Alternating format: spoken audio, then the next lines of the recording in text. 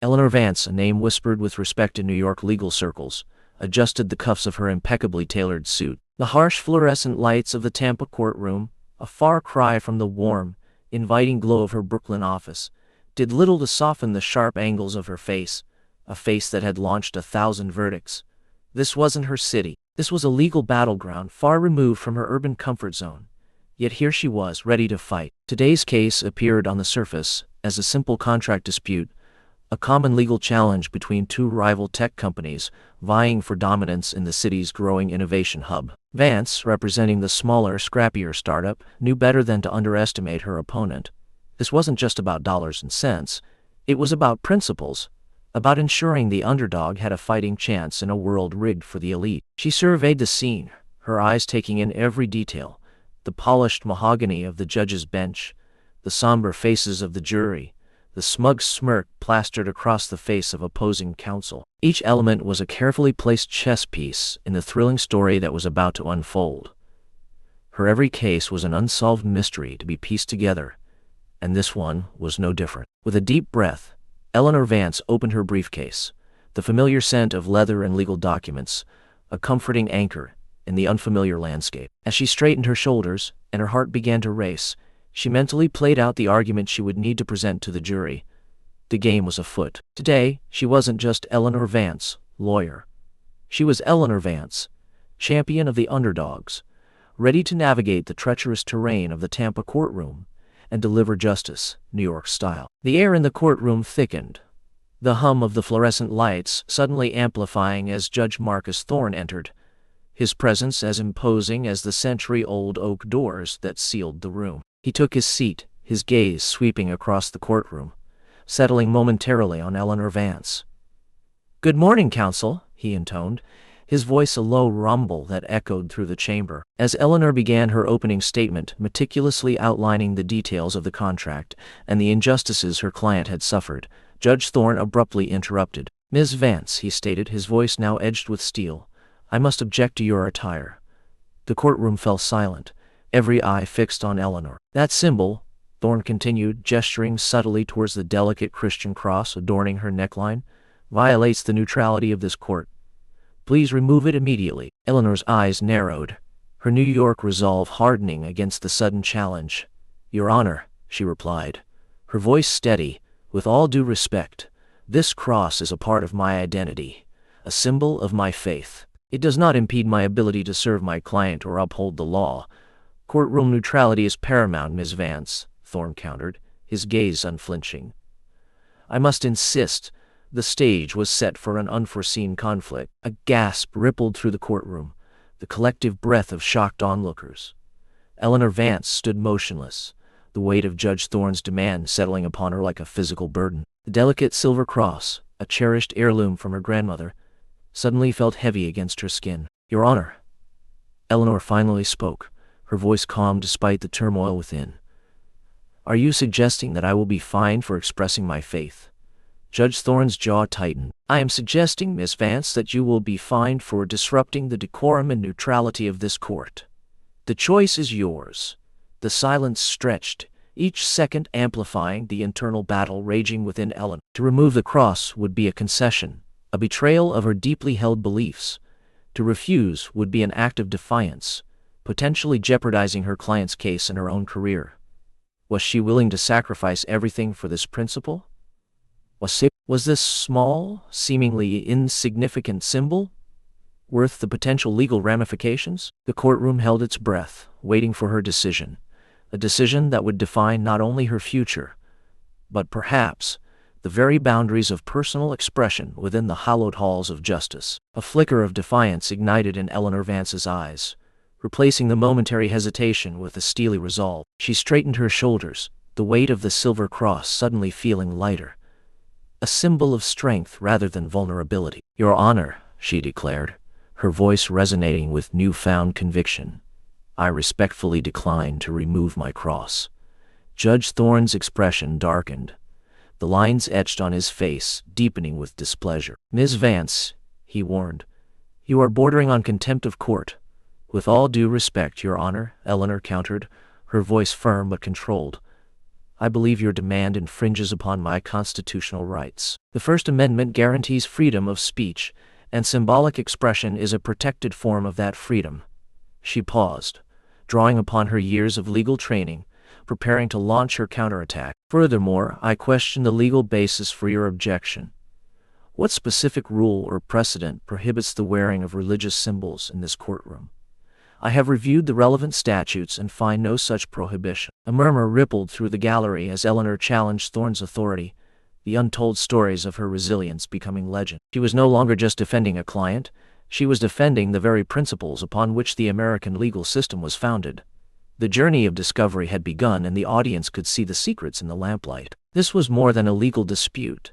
It was a battle for fundamental freedoms, and Eleanor Vance was ready to run the legal gauntlet. Eleanor Vance spent the evening hunched over stacks of legal texts, the dim glow of a borrowed desk lamp illuminating her determined face. The bustling city outside faded into a distant hum as she meticulously constructed her legal argument, each citation a brick in the wall she was building against Judge Thorne's demand. "The American First Amendment," she muttered, underlining the phrase with a heavy hand, "guarantees the right to free speech, including symbolic expression. Across a Star of David, a hijab, these are not merely adornments, they are outward manifestations of deeply held beliefs." Meanwhile, back in his chambers, Judge Marcus Thorne stewed.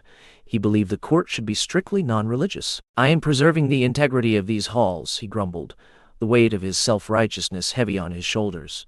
"This is a sanctuary of impartial judgment." Despite the judge's beliefs, he saw an unsolved mystery and was beginning to feel like a defendant in a legal battleground. While Thorne struggled to justify his actions, Eleanor's confidence grew with each case she reviewed, each precedent she unearthed. She was on solid legal ground, and she knew it. Now, it was time to bring the fight to him and unveil the secrets in the lamplight.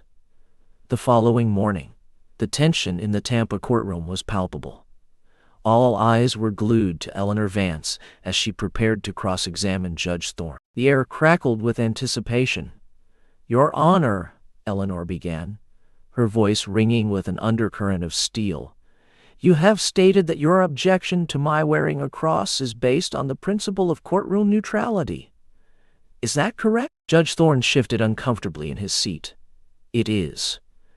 Eleanor allowed a brief, almost imperceptible smile to flicker across her lips. "Then perhaps you can explain, Your Honor, why in the case of Johnson v. City of Tampa 3 years ago, you permitted a defense attorney to wear a rainbow flag pin throughout the proceedings, despite objections from the prosecution citing similarity." Concerns about impartiality? A collective gasp swept through the gallery. The untold stories were now coming to light. Eleanor presented court transcripts and witness statements, each piece of evidence meticulously documenting Judge Thorne's inconsistent application of courtroom rules. Thorne's face began to show his growing insecurity of his long-term legacy. It looked like his life was an unsolved mystery to solve before it was too late. "The truth was unveiled," she continued, relentless in her pursuit of justice, determined to expose the hypocrisy that lay at the heart of Judge Thorne's objection. As the courtroom doors swung open, revealing a throng of reporters clamoring for a statement, Eleanor Vance knew she held the upper hand. The carefully crafted narrative she had meticulously constructed was about to explode onto the national stage. "I want to be clear," Eleanor announced, her voice carrying with unwavering conviction. "If Judge Thorne persists in this unjustifiable action, I am prepared to appeal this decision to the highest court in the land. The implications for freedom of expression are too significant to ignore." Judge Thorne watched, a mixture of anger and helplessness swirling in his eyes. The media frenzy was beyond anything he had anticipated. He had lost control of the narrative, and Eleanor Vance, with her New York grit and legal brilliance, was now dictating the terms of engagement. A legal battleground was exactly what Eleanor Vance was seeking, and he could sense the untold stories of the case was quickly becoming something more than he had bargained for. I need a moment," Thorne stammered, rising abruptly from his seat and retreating to his chambers. The game, it seemed, had changed irrevocably. The victory, however, was short-lived. Later that afternoon, as Eleanor Vance reviewed case files in her temporary Tampa office, Maya Evans, her ever-diligent assistant, entered with a grave expression. "Eleanor," Maya said, her voice laced with concern, "I just received this. It's a formal complaint filed against you by Judge Thorne. Eleanor took the document, her heart sinking as she scanned the legalese. Accusations of professional misconduct, disruptive behavior, and contempt of court leaped off the page. The complaint threatened her very livelihood, her ability to practice law. "He's retaliating," Eleanor murmured, her gaze hardening. "He wants to silence me." Maya placed a hand on Eleanor's shoulder, her touch a beacon of unwavering support. "You did the right thing, Eleanor. Don't let him intimidate you. We'll fight this. We'll fight him every step of the way." Their friendship became more than just legal representation. Maya was there to help Eleanor unveil all of the secrets in the lamplight. They were in this thrilling story together.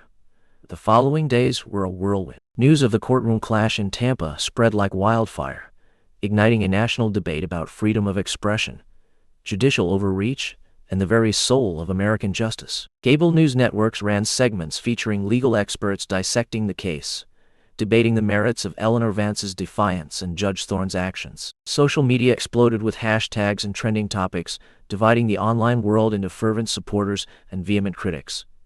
One headline shouted, "Lawyer fights for faith in Florida courtroom." Another countered, "Judge upholds courtroom decorum, silences religious display." The media landscape became a legal battleground, with the untold stories of the case now being shaped and reshaped by competing narratives. Some saw Eleanor as a courageous champion of religious freedom. Others viewed her as a reckless provocateur. What everyone could agree on was this journey of discovery had only just begun. It was up to the American courts to decide what role it would play next.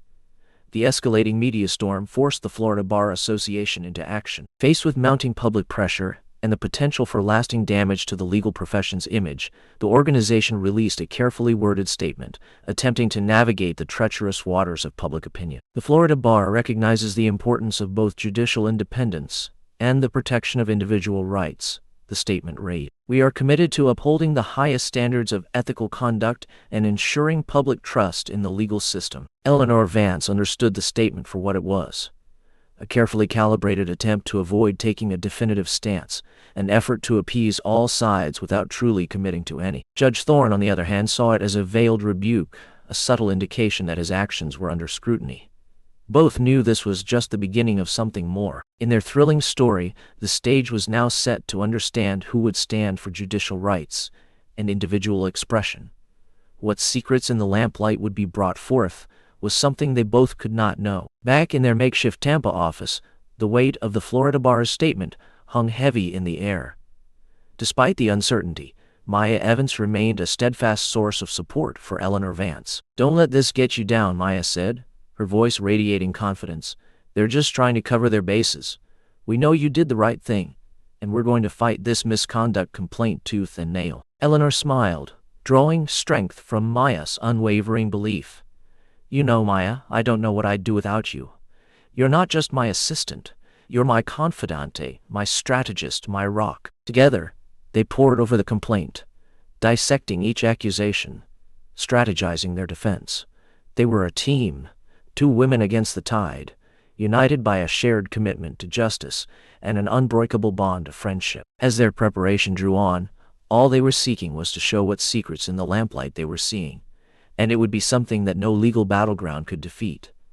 The airwaves crackled with the voices of a nation divided. Television screens flickered with images of passionate protesters, their signs emblazoned with slogans both praising and condemning Eleanor Vance and Judge Thorne. Legal analysts dissected the case on every news outlet, offering sharply contrasting interpretations of the law and ethics at play. Religious leaders weighed in, some championing Eleanor as a defender of faith, others criticizing her for disrupting the sanctity of the courtroom. "She's a hero," declared one supporter in an interview. "She stood up for what she believes in." "She's a disgrace," countered a critic. "The courtroom is no place for personal expression." The cacophony of opinions grew louder, each voice vying for attention, each perspective adding fuel to the already raging fire. The journey of discovery had forced America to confront the core principles of democracy. As the debate spiraled, the thrilling story was only just beginning, and the secrets in the lamplight would determine whether Eleanor was a hero or a villain. Eleanor Vance, no longer just a lawyer embroiled in a local dispute, decided to take her battle to the American public. She announced the launch of a national campaign dedicated to defending personal freedoms and promoting judicial accountability. "This isn't just about me," Eleanor declared in a powerful online video that quickly went viral. "It's about every American who cherishes their constitutional rights. It's about ensuring that our judges are held to the highest standards of fairness and impartiality." She spoke passionately about the importance of protecting freedom of expression, arguing that the right to wear a cross, a hijab, or any other symbol of personal belief should be sacrosanct. She called for greater transparency in the judicial system, demanding accountability for judges who abused their power or acted out of bias. The campaign quickly gained momentum, attracting supporters from all walks of life. Petitions circulated, rallies were organized, and donations poured in. It was becoming a cultural phenomenon, more than just a legal case. By transforming the narrative, she was helping to bring the case to the front of the American people to determine what the untold stories would be. With her dedication to the thrilling story, it was beginning to feel less like an unsolved mystery and more a call for individual expression. The mounting public pressure and the growing national outcry finally forced the Florida Judicial Review Board to act. They announced the launch of a formal inquiry into Judge Thorne's conduct, examining whether his actions in the courtroom had violated judicial ethics or abused his authority. The news sent shockwaves through the Tampa legal community. Judge Thorne, once a respected figure, now found himself isolated and embattled. His legacy, once secure, was now hanging precariously in the balance. He started to think of his actions. Each day seemed like a personal hell that he must face, no longer believing in the position that he was now facing. Thorne was now face to face with the secrets in the lamplight that he wanted to keep hidden. The review board began to pore over transcripts, interview witnesses, and scrutinize Judge Thorne's past rulings. Their investigation would determine not only his fate, but also the future of judicial independence and accountability in the state of Florida. No one thought the journey of discovery would lead the way here. Months later, as the dust settled, Eleanor Vance stood on the steps of the Tampa courthouse, the Florida sun warming her face. The Judicial Review Board had issued its verdict. Judge Thorne had been censured for his actions, his reputation tarnished, his authority diminished. The case against Eleanor, however, had been dismissed, her right to express her faith affirmed. But for her, the victory was about more than just a legal win. It was about the power of individual courage, the importance of standing up for what you believe in, even in the face of overwhelming opposition. She knew the untold stories she had to carry, and for the better, not worse. The courtroom, she realized, had changed. The atmosphere of rigid conformity had given way to a newfound appreciation for diversity and expression. Judges, lawyers, and ordinary citizens alike had learned a valuable lesson: that true justice requires not only adherence to the law, but also a deep respect for the fundamental rights of every individual. The thrilling story will go on. As Eleanor Vance gazed out at the skyline of Tampa, she knew that her journey of discovery was far from over. There would be more battles to fight, more injustices to confront, more voices to defend, but she also knew that she was ready, armed with her unwavering commitment to justice and her newfound understanding of the power of one person to make a difference. And as she walked away, it was clear: even the secrets in the lamplight could not stay hidden forever. From Eleanor Vance's journey, several impactful life lessons emerge. First, courageously stand up for your beliefs, even when facing opposition. Eleanor risked her career to defend her right to religious expression, demonstrating that integrity is paramount. Apply this by identifying your core values and refusing to compromise them, whether in your career or personal life. Secondly, challenge hypocrisy and injustice wherever you find it. Eleanor exposed the judge's inconsistent application of rules, showing that speaking truth to power is essential for a just society. Be vigilant against double standards in your community or workplace, and be willing to voice your concerns. Lastly, cultivate a strong support system. Maya's unwavering loyalty was crucial to Eleanor's resilience. Nurture meaningful relationships that provide encouragement and perspective during challenging times. Eleanor's tale reminds us that one person's courage can spark a movement. By embracing these lessons, you can navigate life's trials with greater confidence, purpose, and unwavering commitment to your own personal values.